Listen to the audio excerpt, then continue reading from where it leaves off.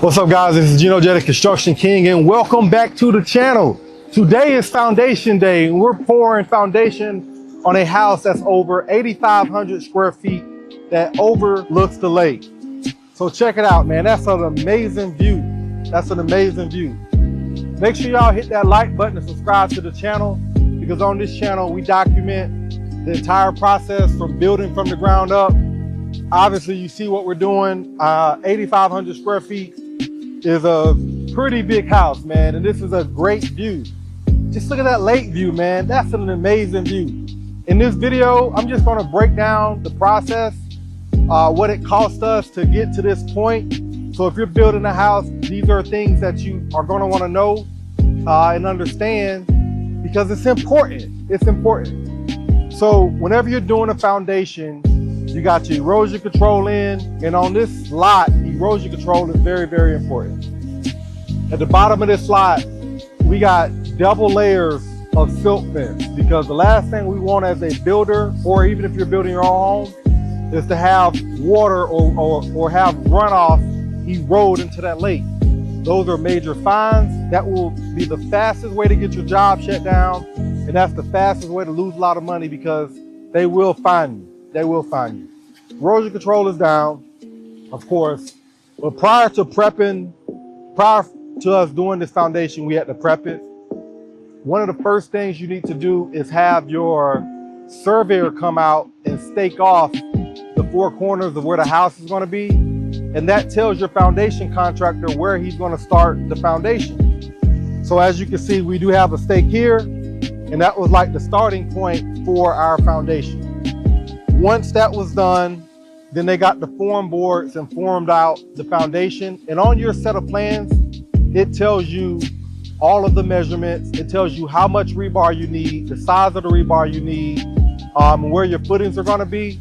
And so that was the process of prepping for the foundation. Because this house is on a slab, you can see it has all of the plumbing already in, because you have to do your plumbing rough for your slab prior to pouring. Once they prepped it, the plumber came out here and prepped for the plumbing rough. That called for an inspection. We passed the inspection on that. And then the foundation contractor came out here and finished prepping for the foundation. Your foundation plans will also tell you, again, how much rebar you need, how much gravel you need, if you're gonna use a wire mesh in the vapor barrier. They prepped it, we called in for inspection, and we passed. Make sure you're passing your inspection prior to pouring, because if you pour, obviously you're going to lose a lot of money and make a big mistake. We like to also use a third-party engineer, because with a third-party engineer, they'll come and they'll also check the footings, and it's just an extra layer of security for us. So not only did we have the city pass us, we also had our third-party engineer pass us. We are using a boom pump, or we did use a boom pump. And this big truck that you see is a boom pump. And you see this big line, all of the concrete, they back up to the boom pump. The concrete enters the boom pump, and it shoots out at the end of that line. It makes pouring a lot easier, especially on a job site this big.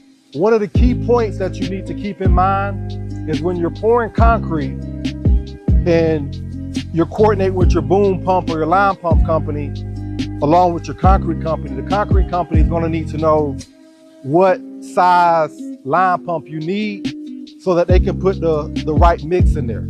Some of these concrete companies, depending on the size of the boom pump or line pump, they use a different mix. So that's very, very important.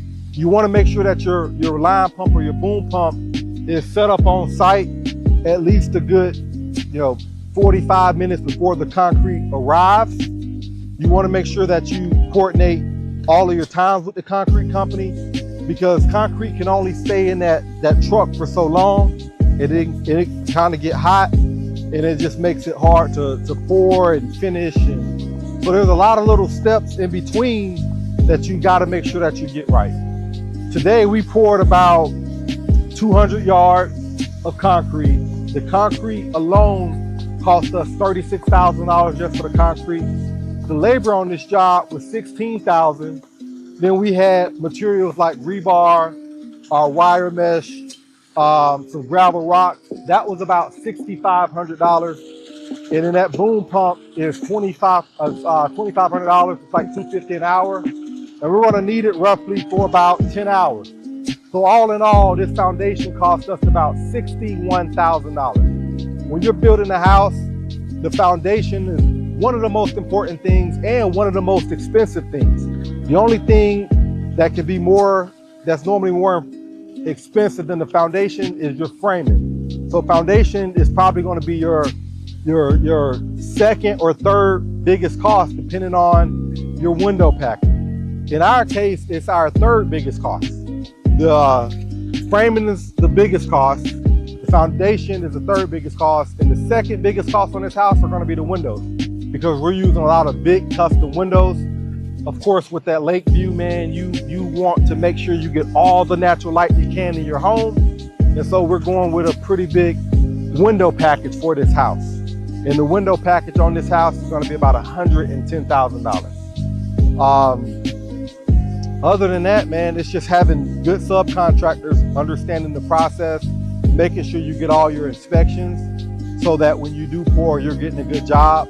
Right now, the guys are finishing up the concrete so that we have a smooth finish, and everything is going to be even. So when we do our flooring, we start our framing, we have an even foundation, even surface to start on. This is Gino J. I'm the Construction King. If you like content like this, definitely hit that like button and follow the channel. And we're going to be documenting this entire process, so you don't want to miss it. See you guys on the next video.